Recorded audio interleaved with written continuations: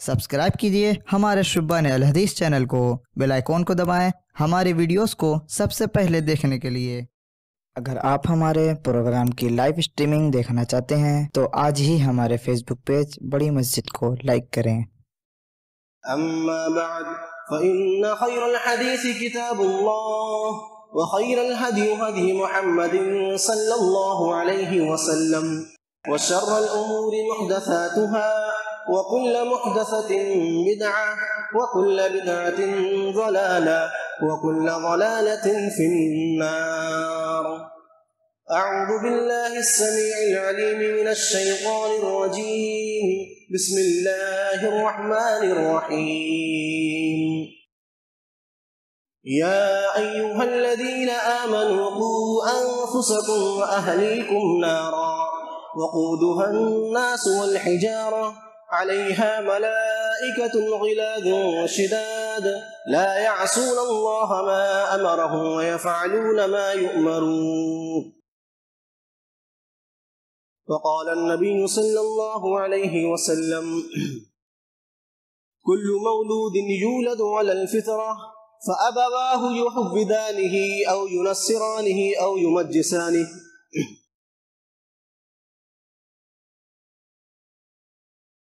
حاضرین جمعہ، ہر قسم کی تعریف، توصیف، کبریائی و بڑائی، حمد و ثنا اللہ رب العالمین کے لیے لائق و سزاوار ہے، جو اس کائنات کا تنہا خالق، تنہا مالک، تنہا رازق ہے، جس نے بے شمار نعمتوں سے ہمیں نوازا، اور سب سے عظیم نعمت مذہب اسلام سے ہم کو سرفراز کیا۔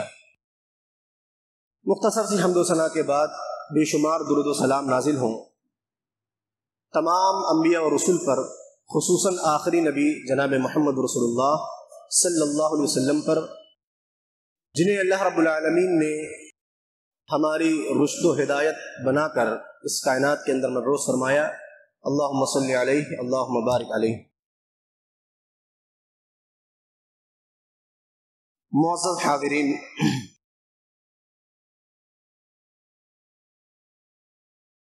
آج کے اس خطبے میں انشاءاللہ آپ کے سامنے تربیت اولاد کے موضوع پر چند باتیں رکھنے کی کوشش کروں گا۔ اللہ رب العالمین سے دعا ہے کہ اللہ تبارک و تعالی ہمیں کتاب و سنت کی روشنی میں بات کرنے کی توفیق عطا فرمائے، آمین۔ خطبہ مسنونہ کے بعد آپ کے سامنے سورہ تحریم کی ایک آیت کریمہ تلاوت کی گئی اور بخاری شریف کی روایت پیش کی گئی۔ سب سے پہلے اس کا ترجمہ ہم دیکھ لیں تاکہ بات کو سمجھنے میں آسانی ہو۔ اللہ رب العالمین نے ایمان والوں کو خطاب کرتے ہوئے فرمایا، یا ایھا الذین آمنوا قوا انفسکم واہلیکم نارا، کہ اے ایمان والوں، قوا انفسکم واہلیکم نارا، اپنے آپ کو اور اپنے اہل و عیال کو جہنم کی آگ سے بچاؤ۔ وقودها الناس والحجارہ، وہ ایسی آگ ہے جو لکڑی یا اسی طریقے سے کسی اور چیز سے نہیں بھڑکائی جاتی، بلکہ اس کا ایندھن انسان اور پتھر ہے۔ علیہا ملائکۃ غلاظ شداد، اس پر ایسے فرشتے مقرر ہیں جو بہت سخت ہیں۔ لا یعصون اللہ، اللہ رب العالمین کی نافرمانی نہیں کرتے۔ وَيَفْعَلُونَ مَا يُؤْمَرُونَ، جو بھی اللہ رب العالمین انہیں حکم دیتا ہے اس کو بجا لاتے ہیں۔ اس آیت کریمہ کا ترجمہ سن لینے کے بعد ایک بات تو بالکل صاف طور پر واضح ہو گئی کہ انسان کا صرف اپنے آپ کو بچا لینا کافی نہیں ہے، مطالبہ اپنے ساتھ ساتھ اپنے اہل و عیال کو بھی جہنم سے بچانے کا ہے۔ اسی طریقے سے حدیث پاک اللہ کے نبی جناب محمد رسول اللہ صلی اللہ علیہ وسلم نے ارشاد فرمایا کل مولود یولد علی الفطرہ، کہ ہر بچہ دین فطرت پر پیدا ہوتا ہے۔ دین فطرت سے مراد دین اسلام۔ اس کی بہت ساری وضاحتیں کی ہیں، عام طور پر ہمارے سمجھ میں نہیں آتا، یا غیر مسلم یہ سوال کرتے ہیں کہ بھائی بچہ ہمارے یہاں پیدا ہو رہا ہے تو مسلمان کیسے ہے؟ اس اشکال کا بہت سارا جواب دیا گیا۔ ایک جواب یہ بھی دیا گیا کہ بچہ، آگے جو حدیث میں بتایا گیا، فَأَبَوَاهُ، اس کے والدین اس کو یہودی بنا دیتے ہیں، نصرانی بنا دیتے ہیں، مجوسی بنا دیتے ہیں۔ اسلام کا تذکرہ نہیں کیا گیا، اس لیے کہ بچہ خود مسلمان ہے تو اسلام کا لفظ لانے کی ضرورت نہیں تھی۔ یہودی، عیسائی اور نصرانی یہ بنائے جاتے ہیں، مجوسی یہ بنائے جاتے ہیں، جبکہ مسلمان خود ہو کر کے وہ پیدا ہوتا ہے۔ اور اس سلسلے میں آپ کے سامنے میں نے پچھلے خطبے میں علامہ ابن تیمیہ کا ایک قول بھی پیش کیا تھا کہ انسان کی فطرت اللہ رب العالمین نے ایسی بنائی ہے کہ سارے سہارے سے کٹ جانے کے بعد جب آخر میں بالکل مایوس ہو جاتا ہے تو فطرت اپنے اصل کی طرف لوٹتی ہے، اللہ رب العالمین کی طرف لوٹ جاتا ہے۔ ایک انسان کو اگر پیدا ہونے کے بعد یوں ہی چھوڑ دیا جائے، اس کو یہودی نہ بنایا جائے، اس کو نصرانی نہ بنایا جائے، مجوسی نہ بنایا جائے، تو اس کی فطرت کا تقاضا یہ ہے کہ وہ آخر میں گھوم پھر کر کے اللہ رب العالمین کی طرف ہی لوٹ کر کے آئے گا۔ یہ دلیل ہے کہ ہر بچہ دین فطرت پر پیدا ہوتا ہے، اس لیے کہ یہودی، عیسائی، نصرانی سب بنائے جاتے ہیں، پیدا نہیں ہوتے۔ اسلام کا لفظ استعمال نہیں ہوا کیونکہ اسلام پر پیدا ہوتا ہے بچہ۔ تو اسی طریقے سے ایک حدیث پاک کے اندر نبی کریم صلی اللہ علیہ وسلم نے فرمایا ما من عبد یسترعی اللہ رعیۃ، کہ ہر انسان کو، ہر بندے کو اللہ تبارک و تعالیٰ نے ایک ریوڑ کا نگہبان بنایا ہے۔ کیا فرمایا؟ یموت یوم یموت، اور اگر جب وہ مرتا ہے وہو غاص لرعیتہ، تو اپنے ریوڑ کو دھوکہ دے کر کے مرتا ہے، الا حرم اللہ علیہ الجنہ، تو اللہ تبارک و تعالیٰ اس کے اوپر جنت کو حرام کر دیتا ہے۔ کیا مطلب؟ ایک انسان کو، ایک آدمی کو اللہ تبارک و تعالیٰ نے یہ ذمہ داری دی ہے کہ اپنے ساتھ ساتھ اپنے اہل و عیال کو بھی بچائے جہنم کی آگ سے، لیکن وہ صرف اپنی فکر میں لگا ہوا ہے، اور اپنی فکر کرتے ہوئے ہی وہ اگر مر گیا، اپنی آل و اولاد کو جہنم کی آگ سے بچانے کی فکر نہیں کی، تو اللہ رب العالمین، اللہ کے رسول نے فرمایا الا حرم اللہ علیہ الجنہ، تو اللہ تبارک و تعالیٰ اس کے اوپر جنت کو حرام قرار دے گا، حرام کر دے گا۔ اس لیے کہ یہاں یہ کہا گیا کہ جب وہ مرتا ہے تو اپنے اہل و عیال کو دھوکہ دے کر کے مرتا ہے۔ کلکم راعین و کلکم مسئول، ہر شخص نگہبان ہے اور ہر شخص سوال کیا جانے والا ہے۔ کیا مطلب؟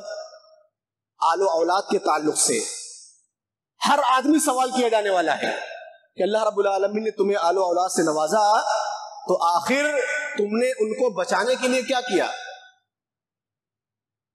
تو معلوم کیا ہوا؟ دو چیزیں، کہ انسان کا صرف خود بچ جانا یہ کافی نہیں ہے، صرف خود بچ جانا یہ کافی نہیں ہے، اہل و عیال کو بھی جہنم کی آگ سے بچانا ضروری ہے۔ جہنم کی آگ سے بچایا کیسے جا سکتا ہے؟ ظاہر سی بات ہے، آل و اولاد کا نگراں اللہ رب العالمین نے آپ کو بنایا ہے، اور بغیر تربیت کے یہ ممکن ہو ہی نہیں سکتا۔ اس لیے اولاد کی تربیت بہت ضروری ہے، یہی موضوع ہے۔ اب آئیے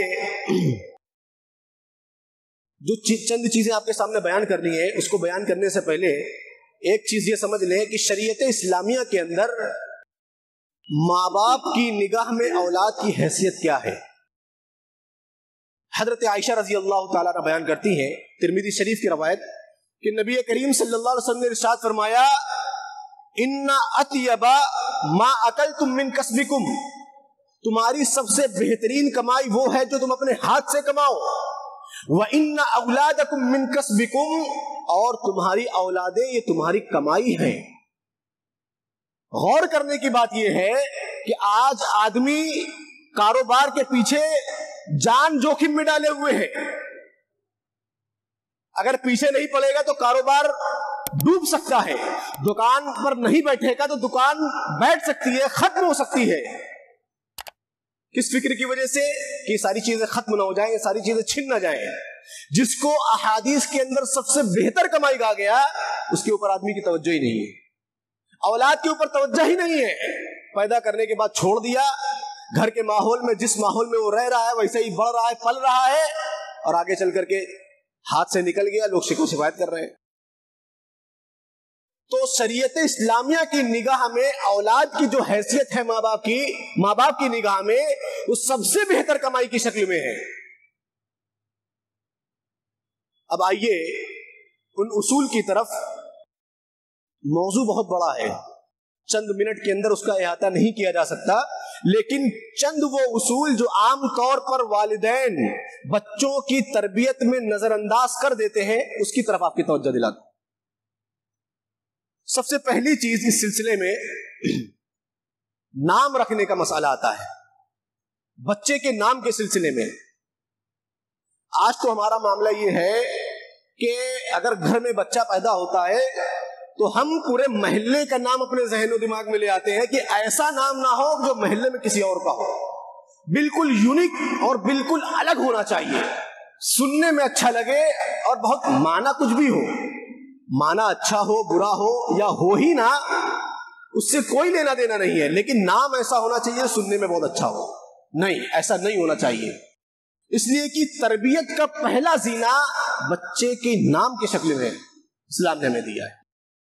جبکہ اب دیکھیں تو تربیت تو اصل میں وہیں سے شروع ہو جاتی ہے جب آپ اپنی اولاد کے لیے لڑکی کا رشتہ ڈھونڈنے جاتے ہیں، وہیں سے آپ کے ذہن میں جو کچھ ہے باہر آ جاتا ہے۔ آپ دیندار کو ترجیح دے رہے ہیں کہ دنیا دار کو ترجیح دے رہے ہیں، سمجھ میں وہیں آ جاتا ہے۔ دینداری کو اگر آپ نے اگنور کر دیا، اوائڈ کر دیا، نظر انداز کر دیا، اور دنیا داری جاہ و منصب کے اوپر آپ فیصلہ کر بیٹھے تو پھر دینداری اس کا انجام ہو ہی نہیں سکتا۔ تو سب سے پہلا زینہ جو بتایا گیا تربیت کا وہ بچوں کے نام کے سلسلے میں ہے، اور اس لیے اسلام نے ایسا کہا کہ نام کا بھی انسانی زندگی میں بڑا گہرا تعلق ہے، بڑا گہرا اثر پڑتا ہے۔ حضرت سعید بن مسیب ایک مشہور تابعی ہے، یہ کہتے ہیں کہ نبی کریم صلی اللہ علیہ وسلم کے پاس ان کے دادا آئے جن کا نام حزن تھا۔ اللہ کے رسول صلی اللہ علیہ وسلم نے ان سے پوچھا مسمکا، آپ کا نام کیا ہے؟ کہنے لگے حزن۔ حزن کے معنی ہوتا ہے کٹھور کے، سخت کے، یعنی زمین کا کوئی حصہ جو سخت ہو اس کو حزن بولا جاتا ہے عربی کے اندر۔ تو اللہ کے رسول صلی اللہ علیہ وسلم کو یہ نام پسند نہیں آیا، آپ نے کہا انت سہل، اس کا اپوزٹ آپ کا نام سہل ہے، یعنی آسان، نرم مزاج یہ ہے۔ تو کہنے لگے لا اغیر اسمن سمانی ہی ابھی، میں اس نام کو بدلنا نہیں چاہتا جس کو میرے والد نے رکھا ہے۔ نبی کریم صلی اللہ علیہ وسلم کا مشورہ آپ نے اگنور کر دیا، نظر انداز کر دیا۔ حضرت سعید بن مسیب کہتے ہیں، تابعی کہتے ہیں کہ فما زالت الحزونۃ فینا، کہ انہوں نے اللہ کے رسول صلی اللہ علیہ وسلم کا دیا ہوا نام انکار کیا تھا، اور آج تک ہمارے خاندان کے اندر سختی چلی آ رہی ہے، ہر آدمی کا مزاج سخت ہے۔ اللہ کے رسول نے آسانی اور نرم مزاجی والا نام دیا، انکار کر دیا کہ نہیں، ہمارا نام ہمارے والد نے رکھا ہے، ہم بدل نہیں سکتے۔ تو یہ کہتے ہیں کہ آج تک معاملہ ایسا ہے کہ ہر فرد کے اندر خاندان کے سخت مزاجی ہے اور سختی ہے۔ تو یہ نام کا اثر آپ دیکھیں۔ اسی طریقے سے آپ دیکھیں صلح حدیبیہ کے موقع پر 1500 صحابہ کرام کو لے کر کے اللہ کے رسول صلی اللہ علیہ وسلم گئے۔ بڑا واقعہ ہے، لمبا واقعہ، بخاری شریف کے اندر موجود ہے کہ کتنی سارے لوگ ادھر سے معاملہ طے کرنے کے لیے آئے، معاملہ بن نہیں پایا۔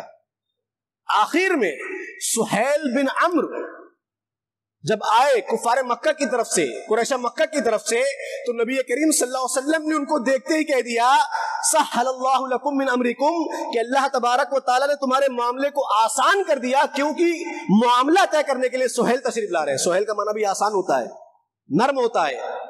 تو نبی کریم صلی اللہ علیہ وسلم نے ان کے اس نام سے نیک فعل لیتے ہوئے یہ فیصلہ کیا، اور اس کے بعد تاریخ شاہد ہے کہ معاملہ طے ہو گیا صلح حدیبیہ کا۔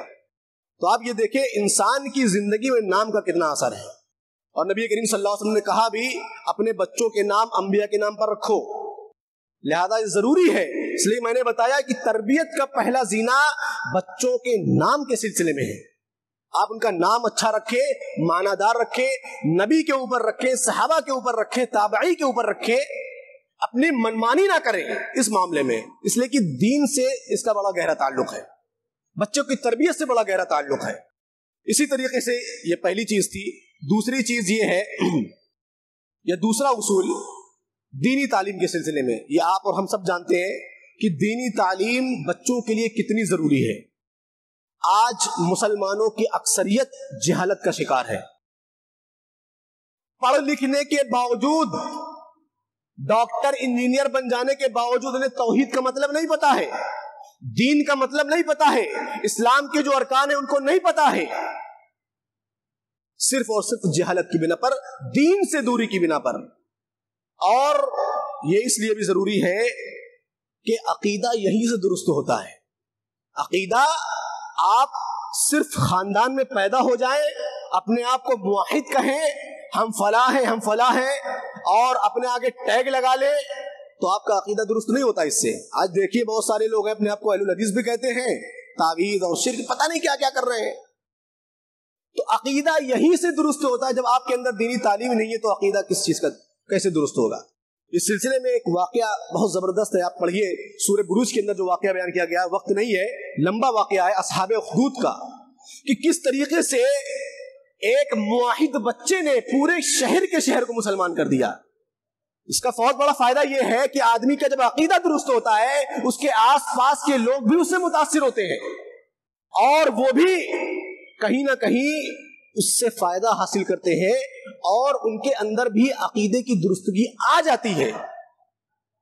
وقت نہیں ہے ورنہ وہ بیان کرتا۔ اور اسی طریقے سے یہ دوسرا مرحلہ دینی تعلیم کا ہے۔ تیسرا مرحلہ ہے بچوں کی نفسیات کا آپ بھرم رکھیں، بہت ضروری ہے۔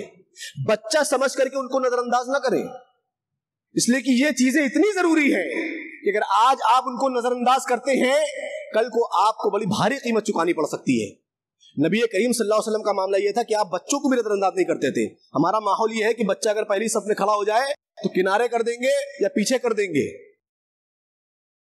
یہ اس کی تربیت کا مرحلہ ہے، یہیں سے وہ سیکھتا ہے۔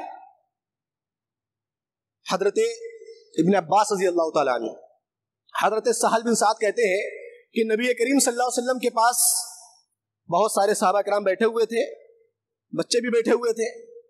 اتیا بشراب، تو ایک برتن کے اندر کچھ پینے کی چیز آئی، فشرب منہ، نبی کریم صلی اللہ علیہ وسلم نے اسے پیا، فشرب منہ، اس سے پی لیا۔ اس کے بعد اب ظاہر سی بات ہے، اسلام کا قاعدہ اصول یہ ہے کہ اگر چند لوگ بیٹھے ہوئے ہیں، باری سے کام کرنا ہے کوئی کھانے پینے کا، تو داہنے طرف سے کیا جائے، ادھر سے داہنے طرف سے شروع کیا جائے۔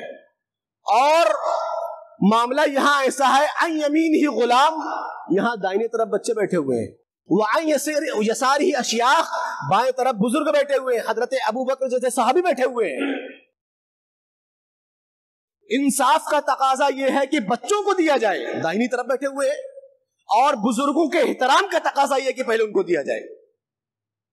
نبی کریم صلی اللہ علیہ وسلم نے پوچھا، بچے سے پوچھا، اتأذن لی ان آتنی ہؤلاء، کیا تم مجھ کو اجازت دیتے ہو کہ اس مشروب کو میں ان بزرگوں کو دے دوں؟ بچے نے کہا کہ نہیں، میں آپ سے ملنے والے حصے کو میں کسی اور کو ترجیح نہیں دے سکتا، منع کر دیا، انکار کر دیا۔ فطلہ رسول اللہ صلی اللہ علیہ وسلم فی یدہ، اس برتن کو نبی کریم صلی اللہ علیہ وسلم بچے کے ہاتھ میں دے دیا۔ حضرت ابو بکر صحابی بیٹھے ہوئے ہیں، نبی کریم صلی اللہ علیہ وسلم نے اس بچے کی نفسیات کو سمجھا، اس نے انکار کیا، اور آپ نے اس برتن کو ان کے حوالے کر دیا، اس بچے نے پیا۔ وہ بچہ کون تھا؟ ابن عباس رضی اللہ تعالیٰ عنہ تھے۔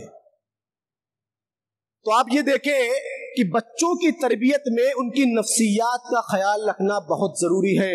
اگر آپ ان کے ساتھ غیر منصفانہ سلوک کرتے ہیں اور ان کو بچہ سمجھ کر کے اگنور کر دیتے ہیں، نظر انداز کر دیتے ہیں تو آپ ان سے کل منصفی کی امید مت رکھیے. تربیت کا یہ معاملہ ہے. تربیت بچوں کی ہی ہوتی ہے بھائی، بڑوں کی اصلاح کی جاتی ہے، تربیت نہیں کی جاتی. اور اب تو معاملہ ایسا ہے کہ اصلاح بھی لوگ قبول نہیں کرتے. تو تربیت کی تیسرا مرحلہ کیا ہے کہ بچوں کی نفسیات کا جائزہ لیا جائے. کیا چاہتے ہیں اس حساب سے، اگر اچھی چیز چاہتے ہیں تو اس میں ان کی مدد کی جائے. نبی کریم صلی اللہ علیہ وسلم نے یہ کر کے دکھایا. اسی لیے کہا گیا نبی کریم صلی اللہ علیہ وسلم ہر معاملے میں ہمارے لیے نمونہ ہے. اسی طریقے سے چوتھی چیز، بچوں کے درمیان عدل و انصاف سے کام کرنا. اللہ رب العالمین نے آپ کو چند اولاد سے نواز دیا. ایسا ہوتا ہے فطری طور پر کہ باپ کو کسی ایک بچے سے محبت زیادہ ہوتی ہے. یہ ہر جگہ معاملہ ہے. اگر بیوی زیادہ ہے تو کسی ایک بیوی سے محبت زیادہ ہوگی، بچے زیادہ ہیں تو کسی ایک بچے سے محبت زیادہ ہوگی. یہ فطری چیز ہے، اس میں آپ کا کوئی عمل دخل نہیں ہے. اس لیے کہ نبی کریم صلی اللہ علیہ وسلم کا معاملہ یہ تھا کہ حضرت عائشہ رضی اللہ تعالیٰ عنہ سب سے زیادہ محبت کرتے تھے. 11 بیوی تھی آپ کی، اور اللہ سے دعا بھی کرتے تھے کہ اللہ دل کا معاملہ ہے، اس پر میرا کوئی بس نہیں ہے، اس پر میرا مواخذہ نہ کرنا. یہ اللہ کے رسول دعا کرتے تھے اللہ کے رسول اللہ رب العالمین سے. تو یہ دل کا معاملہ ہے، یہ آپ کے کنٹرول میں نہیں ہے. یہ ہو سکتا ہے، لیکن جو ظاہری معاملات ہیں اس میں ناانصافی نہ ہونی پائے. اللہ کے رسول باری سب کی جگہ لگی تھی، سب برابر، سب کا جو معاملہ ہوتا تھا سب کے ساتھ برابر انصاف کرتے تھے. کر کے دکھایا تو ہمارے لیے نمونہ چھوڑا کہ اولاد کے درمیان انصاف کیا جائے، ان کے درمیان کم و بیشی نہ کی جائے. حضرت نعمان بن بشیر رضی اللہ تعالیٰ ایک صحابی ہیں، کہتے ہیں کہ میرے والد بشیر نے مجھے غلام ہبہ کر دیا، گفٹ کر دیا کہ جاؤ یہ تمہارا غلام ہے، تم اس سے اپنی خدمت کرواؤ. ان کی بیوی نے جب یہ دیکھا تو یہ کہنے لگی کہ آپ کا رویہ ٹھیک نہیں ہے.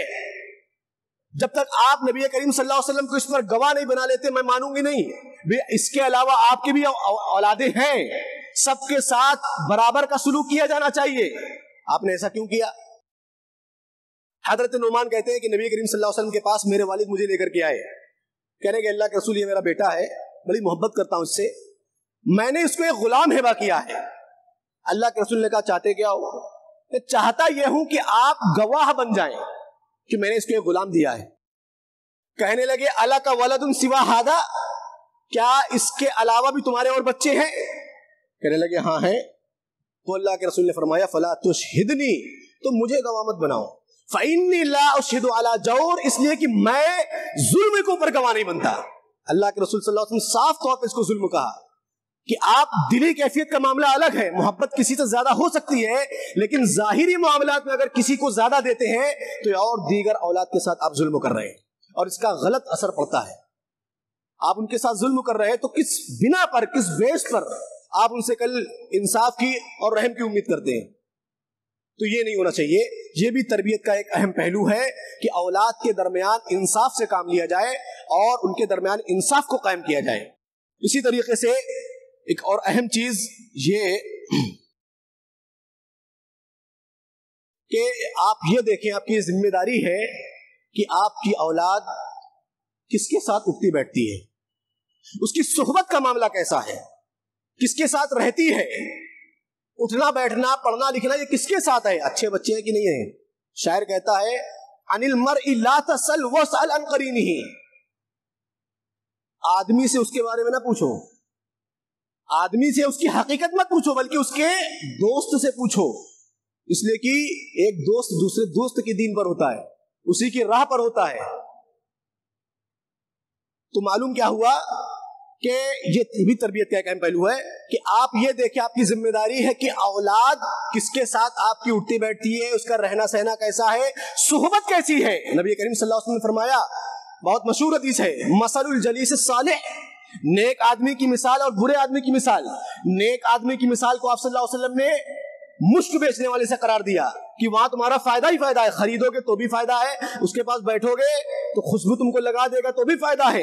اور برے ساتھی کی مثال بھٹی پھونکنے والے سے دیا کہ وہاں چنگاری سے جل سکتے ہو یا بدبو کے علاوہ کچھ ملنے والا نہیں ہے. تو یہ بھی تربیت کا ایک پہلو ہے کہ آپ کی ذمہ داری ہے کہ بچوں کی صحبت کا جو چین آپ کو کرنا ہے کہ آپ کس کے ساتھ اٹھیں گے بیٹھیں گے, کس کے ساتھ رہیں گے سہیں گے, یہ آپ کو دیکھنا ہے. اسی طریقے سے آخری چیز, وقت ہو چکا ہے, حرام سے بچنے کی تلقین. یہ بہت اہم پہلو ہے, اور المیہ یہ ہے کہ آج والدین خود حرام کے اندر ملوث ہیں, تو بچوں کو بچانے کی بہت دور کی بات ہے. تو حرام سے بچنا بہت ضروری ہے.